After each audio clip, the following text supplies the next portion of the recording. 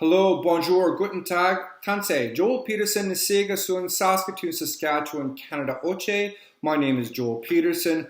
I am a Chief Warrant Officer with the Canadian Army. I'm also connected to the Mikisew Cree Nation and a member of the Fond du Lac First Nation, which are both First Nations in Canada. To the dignitaries, veterans, soldiers, sailors, aviators, and the people of Holland, thank you for attending today's ceremony. Thank you to the Gersbeck Airborne Friend Foundation for the invitation to share a few words during your ceremony today.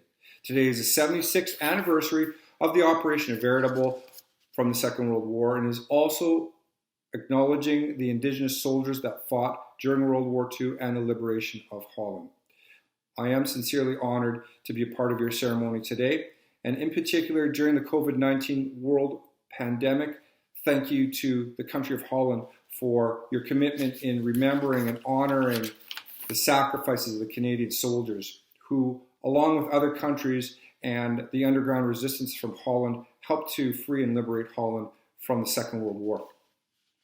I'd also like to recognize my great uncle Jeff Higgins, who fought with the Essex and Scottish Regiment of Canada through France and Holland and into Germany.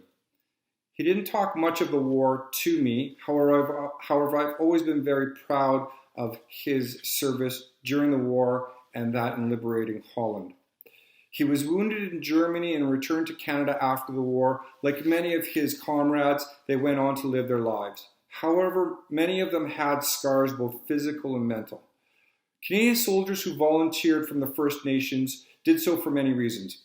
For many of them, it was the first time that they had been recognized or accepted by non-Indigenous people and men as contributing members of Canada. First Nations soldiers from Canada were exempt from service and from being conscripted from the treaties that were signed in the 17 and 1800s. However, this didn't stop many of them who knew of the warrior society in their communities. First Nation men and women had many of the same skills as their comrades, and some had more. As we as Indigenous people spoke our own languages that could not be deciphered by the Axis, and therefore was very much sought after. Also including the skills of hunting, trapping, tracking, and surviving in harsh elements were very sought after by the Army. Some of the Indigenous soldiers paid the ultimate sacrifice along with their comrades, and now lay to rest in your country of Holland, which Canada is very thankful for and will never forget.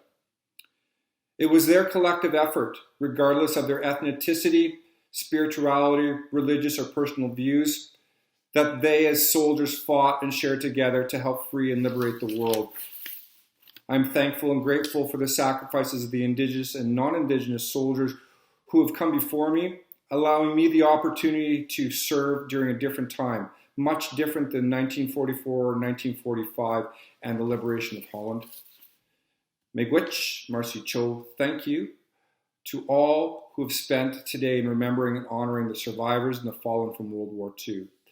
I specifically those who fought for the liberty and freedom of Holland. Good day, tak zins, goodbye.